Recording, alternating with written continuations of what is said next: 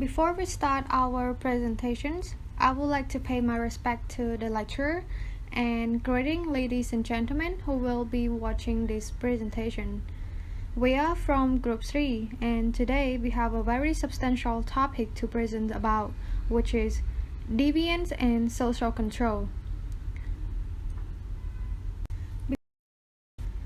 And our group consists of 3 members. My name is Concerned and the other 2 members is Lakana and Navi. And now I would like to introduce our content, which we organize into 3 main parts. The first part is going to talk about the explanations of what is deviance.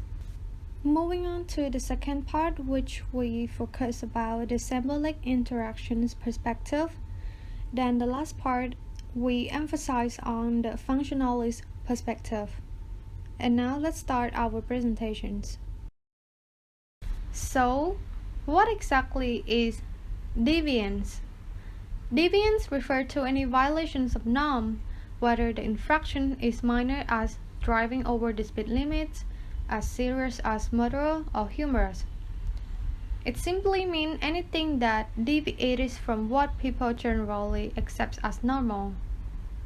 It can range from criminal to wearing heavy makeup. So here is an example of deviance. When you see a girl in India getting married at the age of 18, which is statistically common, so it is not deviant. But getting married at the age of 10 to 16 is deviance, because it seems weird to us, and it is also against our conscience and law. According to sociologist Howard Solbacher perspective, he described the interpretations of deviance as it is not the act itself, but the reactions to the act that make it something deviant. It is really hard to define deviance without understanding the social fabric of the groups, and its behavior cannot answer in a straightforward manner. Whether an act is labeled deviance or not, it depends on many factors, including locations, audience, and the individual committing the act. Hence, it is because different groups have different norms. What is deviant to some is not deviant to others. Moreover, the acts that are acceptable in one culture or in one group within society may be considered deviant in another culture or by another group within the same society. It is applied to another form of deviance, also known as crime, which is the violations of rules that have been written into any law. At the very least, an act is praised by one group may be so despised or hated by other group, which is punishable by death. For example, a wide range of alcohol consumption among different societies. The minimum drinking age in the US is 21, but it is 16 in France and 18 in Brazil. In Jamaica, there is no minimum drinking age, but in most Muslim countries, alcohol consumption is forbidden at any age, or even considered as a crime. Sociologists use term deviance non-judgmentally. They don't necessarily agree that an act is bad. They just recognize that society judges the act negatively. People can be deviant for doing nothing at all, simply because they possess a particular characteristic, which is also referred to stigma. Stigma refers to a characteristic that discredits people. It's including violations of norm of ability, norm of appearance, and involuntary membership, such as being a victim of the brother of rapist. Stigma defines a person's master status, superseding all other status that the person occupies. Moving on to the next part on how norm makes social life possible. Deviance is based on adherence to and violations of norm. Human group needs norm to exist, so norm make social life possible by making behavior predictable. We are all socialized to follow norms to play the basic role that society assigned to us, and without norm we would have social chaos. Norm lay out the basic guideline for how should we place our role and interact with others. So it basically created social order, which is a group customary social arrangement. The reason deviance is perceived as threatening is because deviance undermines predictability, the foundations of social life. Moreover, human groups develop a system of social control, which is formal and informal means of enforcing norm because it is necessary in social life. Moving on to the next slide, which is about sanctions. When a norm is violated, sanctions are imposed, and sanction can be either negative and positive. Negative sanction reflects the expressions of disapproval of particular behavior or for breaking norms, range from fraud and gossips to prison sentence and executions. More importantly, the more seriously the group takes a norm, the harsher the penalty for violating it. Most negative sanctions are informal because of the reactions to deviance such as staring, mocking, gossiping, and laughing at. For positive sanctions, they are used to reward people conforming to norms, range from smile to formal word. For example, a promotion at work is a positive sanction for working hard, and being arrested is a punishment or negative sanctions for shoplifting. In sum, both types of sanction play a role in social control. Competing explanations of deviance. Sociobiology, psychology, and sociology have different perspectives on why people violate norms. Sociologists explain deviance by looking for answers within individual, and the explanation focused on genetic predispositions. They were based on the idea that something about a person's essential biology made them deviant. Psychologists concentrate on abnormality within individual, and its focus on personality disorder, or the personality disorder from childhood experience, do not necessarily result in the presence or absence of specific form of deviance in a person. In contrast with both sociobiologists and psychologists, sociologists look at social factors outside the individual. As you know already that crime is the violations of norm written into law, and each society has its own law against certain type of behavior, but social influence such as socializations, subcultural groups, memberships, or social class may encourage some people to break norms.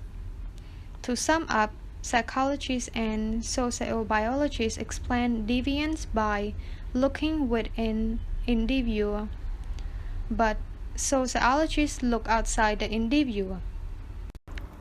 To understand more on how deviance work in our daily life, some theories have been created. In this part, I'm going to present about the symbolic interactionist perspective, which three theories will be discussed. The first one is differential association theory. The second is control theory. Last but not least, labeling theory. Differential association theory. Going directly against the idea that biology or personality is the source of deviance, sociologists trace our experience in group. Consider an extreme, boys and girls who join street gangs and those who join the Scouts. Obviously, each will learn different attitudes and behaviors concerning deviance and conformity. Edwin Sutherland coined the term differential association to indicate this.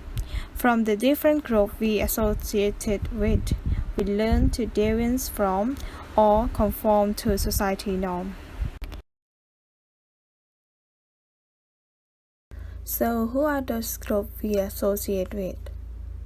They will be our family, friends, neighborhoods, and subcultures.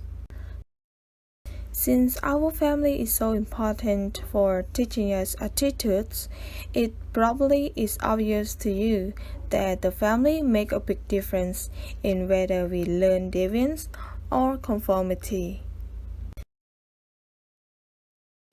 Researchers also confirmed one of the study cases, which it showed that prison inmates, all of the prison inmates across the United States, about half of them having a father, mother, brother, sister, or a spouse who served time in the prison.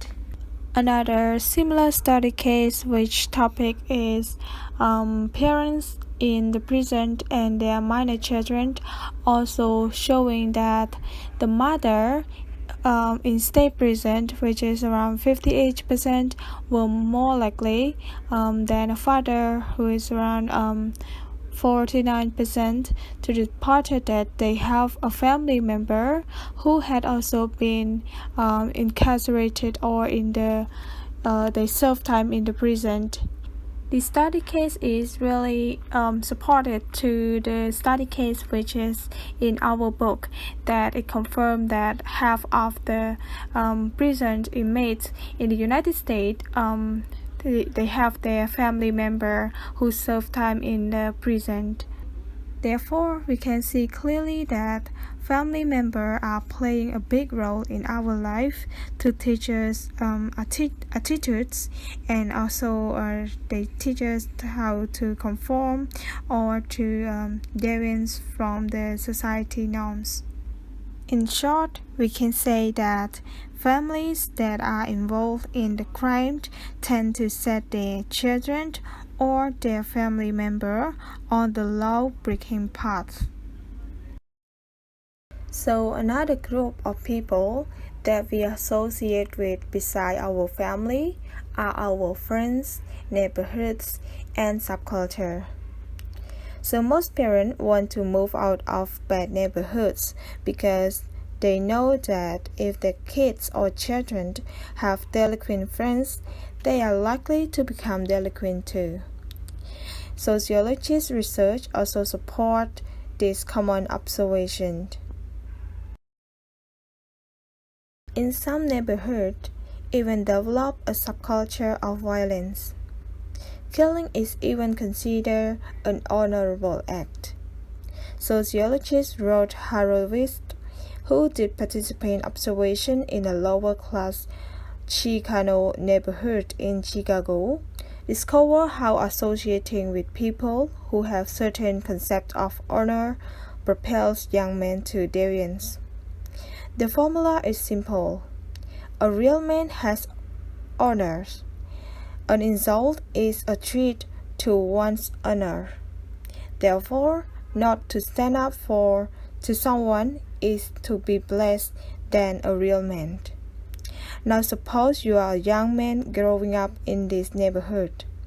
You likely would do a fair amount of fighting, for you would interpret many things as attack to your honor. You might even carry a knife or a gun, for words and force wouldn't always be sufficient. Along with members of your group, you would define fighting, knifing, or shooting quite differently from the way most people do. How about the members of the mafia? For them, to kill is a measure of their manhood. Although killing is deviant in the mainstream society, for members of the mafia, not to kill after certain rules are broken, such as when someone steals or gives the information to the cop, is considered as the deviant act for the mafia group. Let's move to another point, is control theory. Do you ever feel the urge to do something that you know you shouldn't, something that would get you in trouble if you do it? And most of us fight temptations to break the society norms.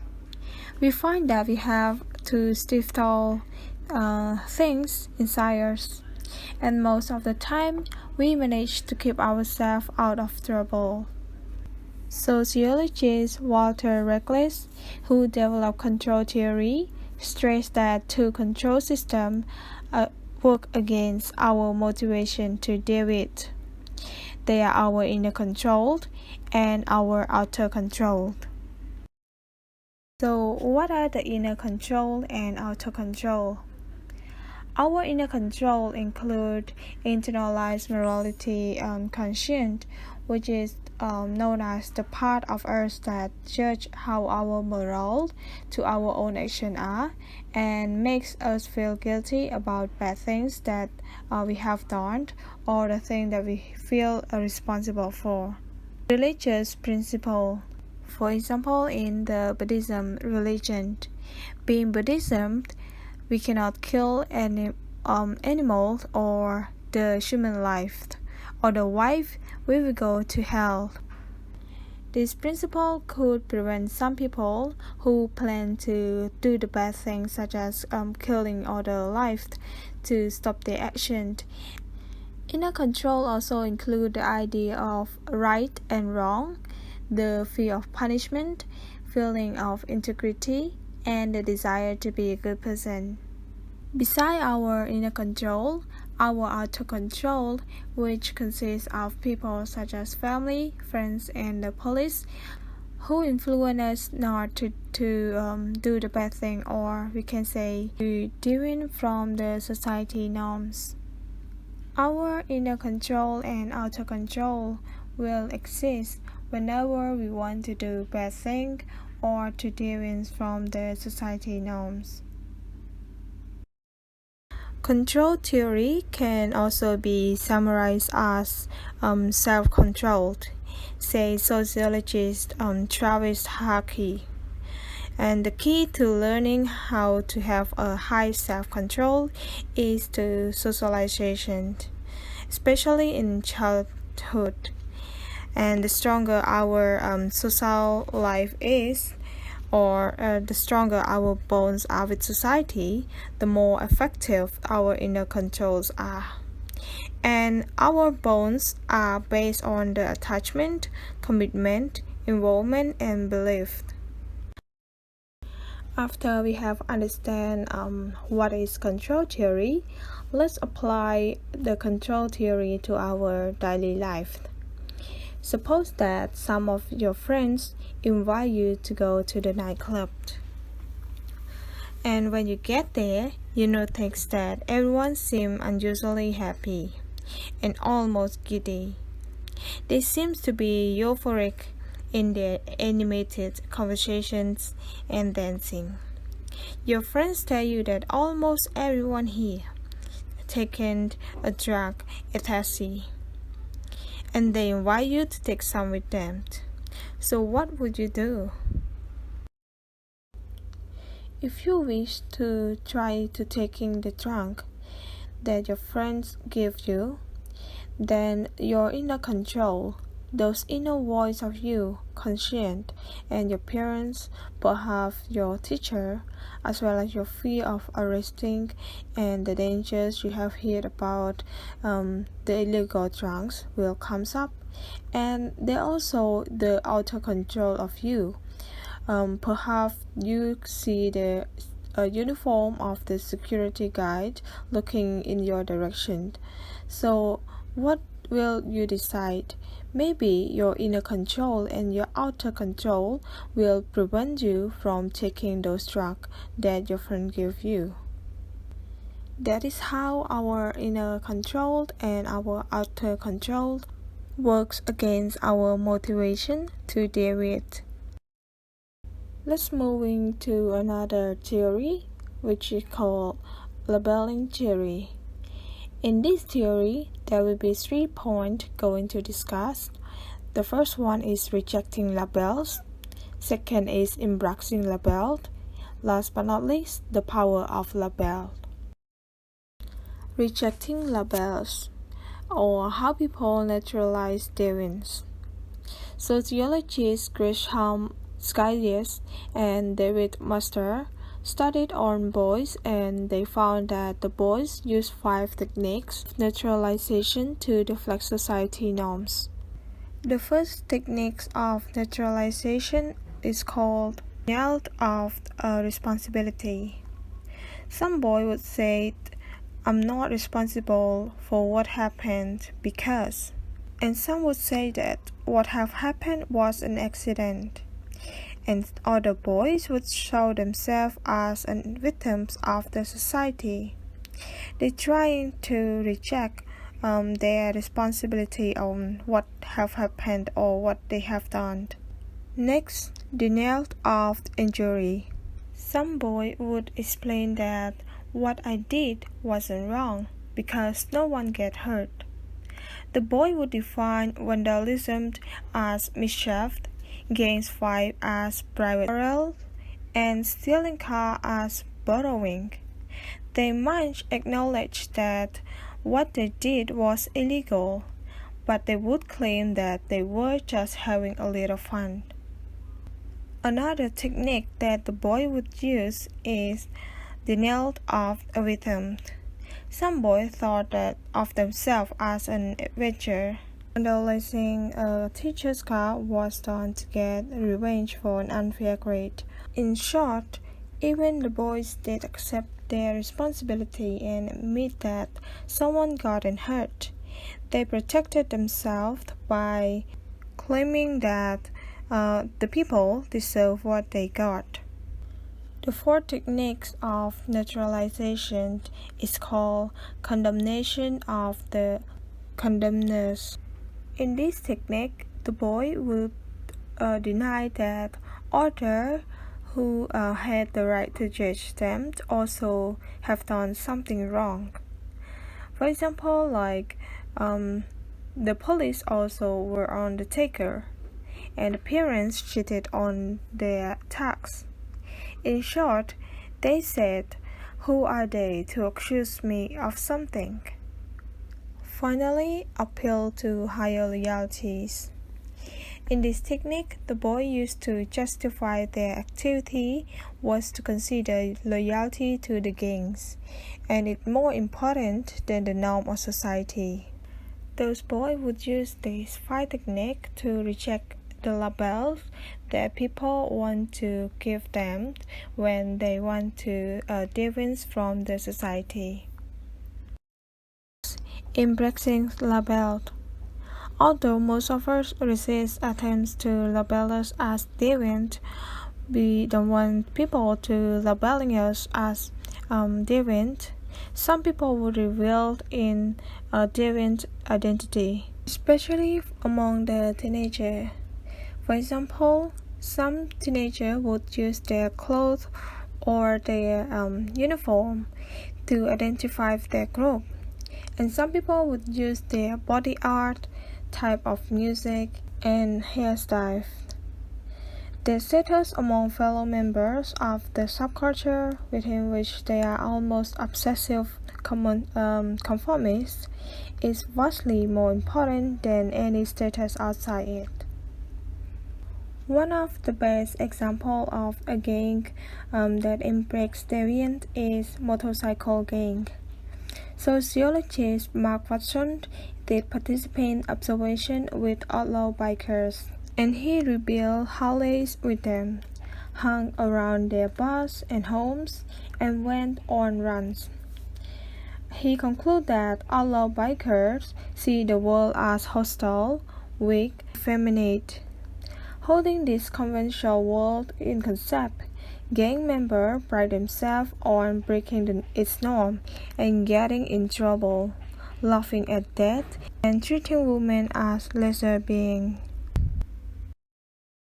Last but not least, the power of labels. We can see how powerful labeling is by referring to the scenes and the roughnecks.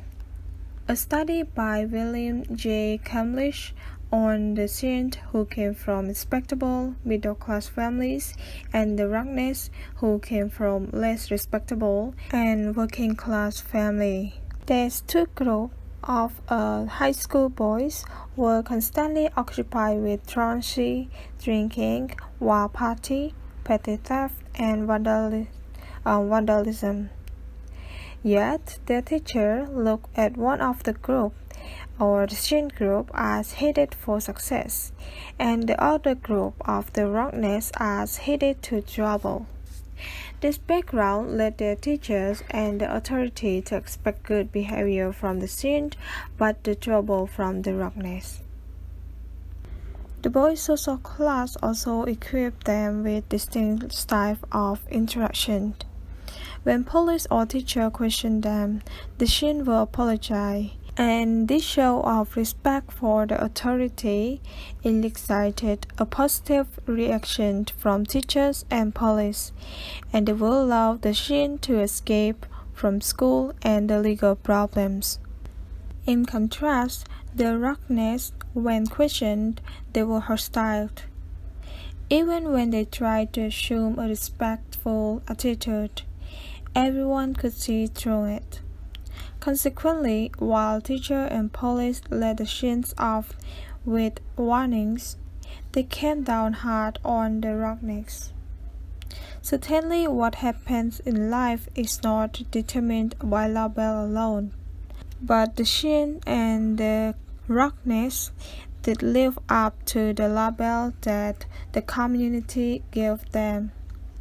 And this is how labels work. Although the matter is complex because it involves the self-concept and reaction that vary from one individual to another, we can note that labels open and close doors of opportunity. Unlike its meaning in sociology, the term deviant in everyday usage is emotionally charged with a judgment of some sort. This label can lock people out of conforming groups and push them into almost exclusive contact with people who have been similarly labeled. That is all for my part. The next point will be presented by my teammate Navi. So now let's move on to the last main part for today, the functionalist perspective. According to the functionalist perspective of sociology, a perspective of society is interdependent and contributed to social stability and functionalist as a whole. For example, the government provides education for the children of the family, which in turn pay tax on which the state depends to keep it running. The family is dependent upon the school to help the children to grow up to have a good job so they can raise and support their own family. In the process, the children become law-abiding, tax-paying citizens who in turn support the state. M.I. Durkheim, the classic functionalist story, believed that deviance is a necessary part of a successful society. Deviance, including crime, is a functional for society for it contributes to the social order. There are three main functions in this case, such as deviance clarify moral boundary and affirm norm. Second, deviance promote a social unity. Last but not least, deviance promote a social change.